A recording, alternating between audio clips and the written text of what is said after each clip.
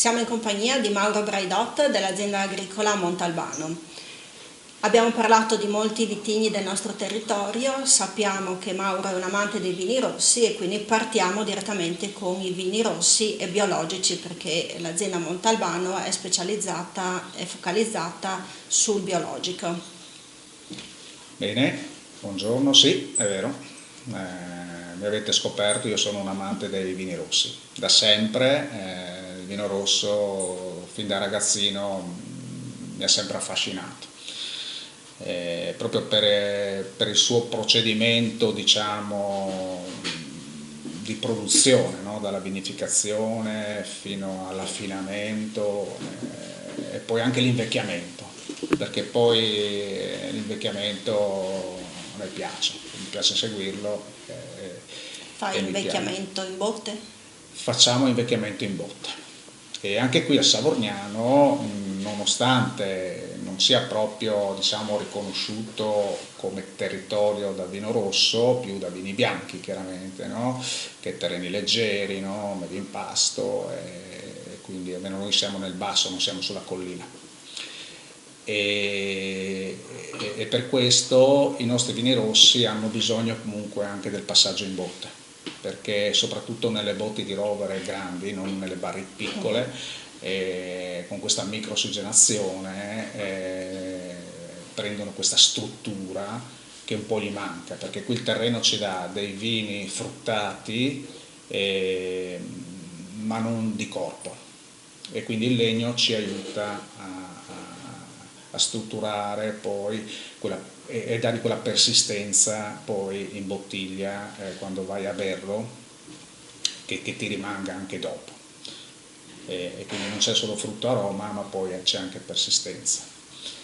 E qui ho voluto, come poi è nella filosofia anche del biologico, è fare i vini come te li dà il territorio, cioè quello che viene bisogna fare. Poi il legno ci aiuta un attimino a dare quel qualcosina in più, che comunque il legno è sempre un prodotto naturale, che il territorio non dà, e come sviluppo del territorio negli ultimi anni ho voluto riscoprire anche delle varietà autoctone che un po' non sono molto conosciute a livello mondiale, come il Tazzlenghe, il Pignolo, rimanendo sui rossi.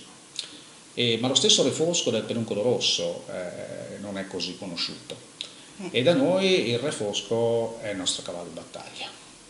Noi facciamo veramente un gran bel refosco, è riconosciuto da tutti quelli che lo hanno assaggiato, ma è stato riconosciuto anche da alcune premiazioni importanti che abbiamo preso, mandando ogni tanto, non lo facciamo sempre, ma ogni tanto mandiamo i nostri vini a essere giudicati anche da terzi. E quindi devo dire che sono molto contento di questo refosco che facciamo qui nella cantinetta di Savorniano.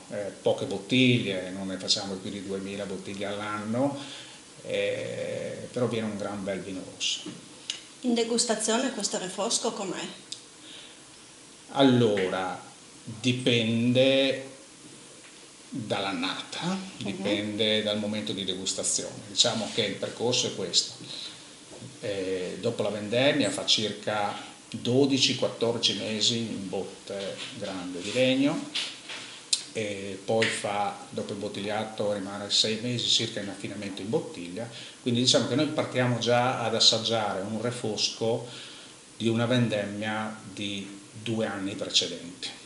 In questo momento stiamo vendendo il 2017, che è giovane, e quindi ha ancora la freschezza e il frutto.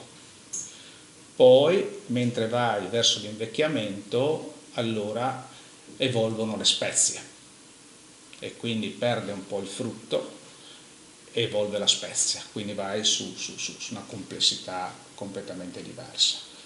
Ogni tanto facciamo anche delle verticali di refosco, proprio assaggiando le ultime 4-5 annate, proprio per sentire come evolve.